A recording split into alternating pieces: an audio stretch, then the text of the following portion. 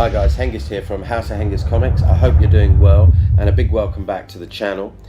Today we're going to be looking at our BLITZKREIG campaign. This episode is entitled Wild Boars. As you can see here from this map, we're focusing on the Lowland campaign. This may not all be in sequential order, and although I normally start with a bit on the news, I think the overall position is pretty well known to everyone, but we're going to try and focus on a number of operations. Obviously the lure out to the deal plan for the British, but we're going to look at the Ardennes, and our campaign will really be focused on crossing the Meuse. So today this is more of a tester. It went so well we've decided to put it into our book, so to speak, and we're going to be looking at the Belgian forces. We couldn't find particularly good lists in terms of out there, but most of the troops that fought in the Ardennes, where this battle is, were basically chasseurs Ardennes, and they're probably the better troops. Most ordinary frontier troops will be green, that is, they are reluctant until they make a motivation test where they drop back down to confident. They've got a lot of little tankettes, but basically their tanks had really good guns on them, but you know, we've rated their armor 0. We've only given them a rate of fire of 1. They don't have machine guns, many of them, so these tankettes need to support the tanks. They weren't really used as a large number as butte panzers after the war, but they're pretty good. So most of the Belgians are confident trained effectively, or green, or confident trained. The Germans, on the other hand, have got a very large extemporised camp group, which is a front vanguard force, which is mainly made up of reconnaissance troops, infantry, a few light tanks, armoured cars. They have artillery support, but a lot of it is jammed up in the Ardennes, so they've only got like the 75mm guns and mortars. The Germans really did take the Allies by surprise here, luring their forces up towards the Belgian frontier and then striking centrally. We're going to be using Achtung Panzer, and I thought I'd just explain a few of the things that we do. We use the standard Flames of War version 2 and 3 rules, but we also include things like the battle deck, the single man teams rule, man pack with 3+ saves everywhere, fast artillery, so we roll 3, 2 or 1 dice, pin down and suppress, that's rather key, and other issues which really help make the game very historical and playable. And for us, history is really important, as well as getting that sort of more authentic feel and more tactical options, and why we like what we've created. Ultimately, we will be producing these rules free for the community so wargamers can use them, but we've got so much on the books, it's taking a lot longer than we thought, so I apologise. Well, now let's look at the set and the mission. The German forces are basically in a long road column about to break through effectively the Belgian frontier, and that's what the mission is about. There are 2 objectives that they have to take within the 12 turns. I've put up Bastogne here because I want to remind people this was the first Ardennes offensive, and it's a very interesting small micro-scale series of battles in good weather conditions to be contrasted against what happened obviously later on in the war. The Belgian frontier troops are dug in. They have 1 platoon, they have 1 heavy machine gun platoon in ambush. There's a small farm behind them. The terrain, as you can see with some artillery, the terrain is quite wooded, it's difficult to operate in vehicles. So without further ado, let's just get into the game itself. Well, we start the battle with shock and awe in effect, which basically means all the Belgian forces are pinned to represent disorganisation, uncertainty, etc. And the Germans move straight up and crash through the frontier barrier. They start to fan out immediately with their armoured cars, but the Belgians respond very quickly with artillery because they've got an observer up on the hill. The Germans in their 8 rads continue to move round and flank both the knoll and to the south. What we can see here is a slightly better picture of their dispersal as they're moving around the enemy to their front.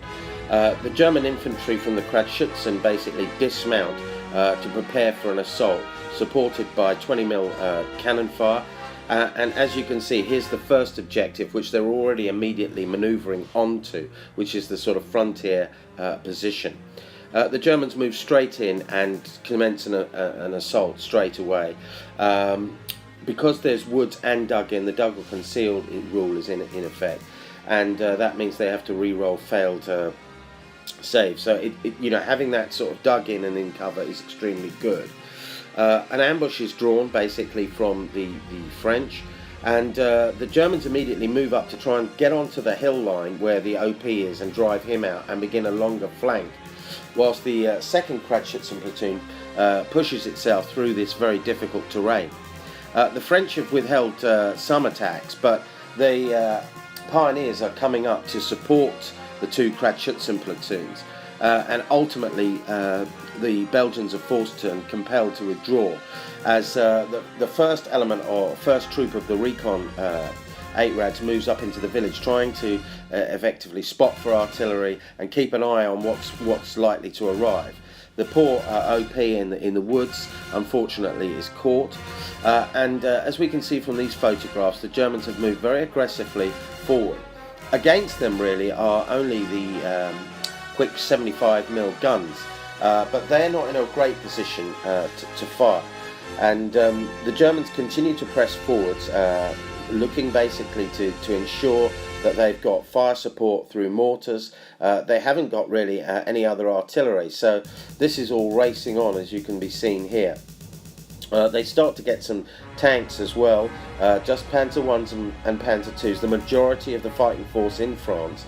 People get a little bit over excited with Panzer 3s and 4s, that, especially in this area, they constitute a very small amount of the fighting force. The Germans continue onto the knoll now, and a series of attacks followed by mortar fire and close support machine gun fire from the vehicles starts to cause all sorts of problems for the Belgians. But the Belgians fought really, really well today. Even though they were green, they make their reluctant rolls and start to fight. They push off the Germans again and again, and are starting to make a gradual withdrawal back towards the farmhouse. When we see Belgian troops arrive, this is the Chasseurs Ardennes with some mechanised infantry, 2 platoons of them, and about 3 small tank platoons, and obviously some motorbikes.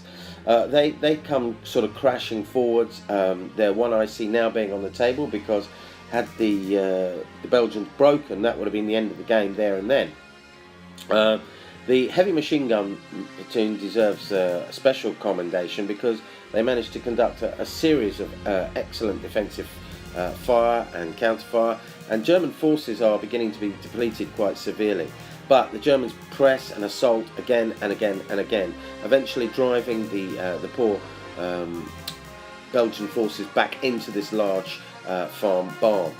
The Ardennes start to move out and start to look for terrain where they can move forward as the HMGs redeploy and set up in the farmhouse, but they are immediately assaulted by German engineers who take no quarter, and although there's a lot of fire coming out of that building, it doesn't seem to stop them, and the remnants of the Kratschützen now move behind them, and ultimately, through the vigour of this assault, the poor machine gunners are driven out, and what's left of the infantry platoon, they were ultimately to break. The tanks, however, start to move up, but there's not a lot of avenues, as the Belgians bring in artillery now on the pioneers in the large barn. They decide that they're going to try and flank round through difficult terrain, open fire with their machine guns, and knock out an 8-Rad, much to the Belgian commander's cheers. However, there's going to be return fire. They fail their displacement or stormtrooper move and are left a little bit vulnerable. The Germans continue to press forwards. They are very confident in their moves, but their tanks are bogging down all over the place, and I suppose sort of reflects the perils of trying to operate in these terrain. But although this position looks quite concentrated, it's not, because the tanks only have a single shot and they don't have machine gun support. But the Chasseurs Ardennes, they basically dismount to try and provide that cover and move forward. Meanwhile, what we see are the Germans again pressing forwards, now bringing their mortars again into play. Their infantry are moving, they're flanked, they've taken over basically the wood line, and the tanks come under quite considerable fire, and ultimately 2 of the Belgian platoons are effectively break off. They can't take the fire from the 8-Rads. In fact, one of their tank destroyers is also knocked out as well by a Panzer 2. They're in a lot of problems already, but again, the Belgians launch an assault into the farmhouse itself and prove again their mettle and basically drive in and destroy the first Kratschützen platoon. But the Germans were not concerned about that. They moved straight forward again using their pioneers, supported by now tanks and armoured cars. The fire is horrendous. And at the HQ, the flanking platoon of infantry has now moved right down onto where the HQ position is. As you can see from this photograph, the tanks are effectively wiped out. The position is looking very tenuous, and the Belgians in the HQ have only got their dismounted motorcyclists who are doing the best they can, but don't really have enough firepower to suppress, and before they know it, the Schützen platoon are in the headquarters and overrun it. Although they have some defensive fire, there's not a lot really the chasseurs can do. They're basically really in trouble, especially at the farmhouse where the pioneers attack with a flamethrower and basically quickly occupy that position again. With the tanks up coming, there's fire coming all down against the Belgian line, and the Belgians are now really beginning to panic. They do launch another counterattack and effectively smash into and destroy the Schützen platoon, basically retaking their headquarters, but are then compelled to withdraw. As we now see the Germans basically in a rampant mode as they're moving everything forward, opening fire, infantry supporting the tanks as it should be, and the tanks are effectively all destroyed now. All that's left really is the Schützen platoon and the gunners, and they have broken because effectively they couldn't sustain their attacks, and it's a massive German victory, not easily won, but well played and well won. Well, this was a great game and really enjoyable, and we're going to post this up and put it in our Blitzkrieg portfolio. King Leopold obviously has been maligned through history, but he was in a difficult position. I think the Chasseurs Ardennes are pretty good troops. Their equipment's good, but it lacks a lot of machine guns, and the Germans yet again prove their effectiveness in this type of warfare.